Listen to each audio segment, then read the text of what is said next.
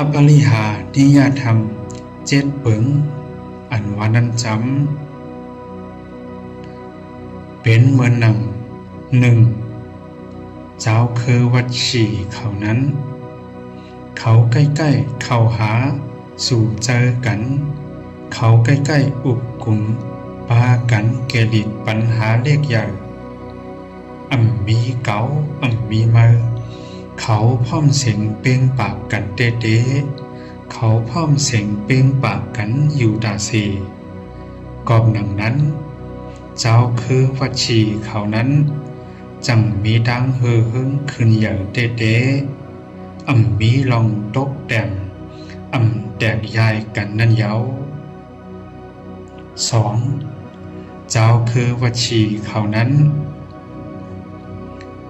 เมื่อเขาขึ้นปังอุบกุมกันและสังเมื่อเย้าปังกุมอุบกุมกันกว่าเย้าจะนั่นและสังเขามีตั้งพร้อมกันปากันพอมือเดียวกันขึ้นมือเดียวกัน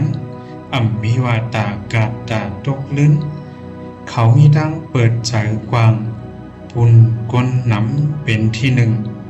เขามีเจอมาหน้าต่อกันว่าเป็นต่อหน้าและสัง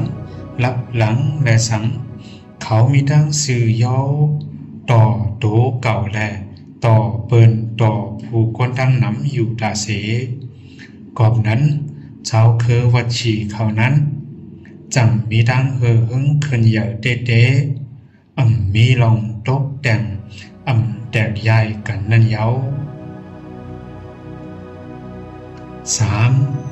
เจ้าคือวัดชีเขานั้นเขาตื้นปิ้งอยากว่นเฮ็ดสั่งกว่าหังก้อยเมียวอันไปไล่ปิ้งอยากห้อมจอมกันกูพายเมียวอันปิ้งอยากเปิงอันตำวางไว้มือ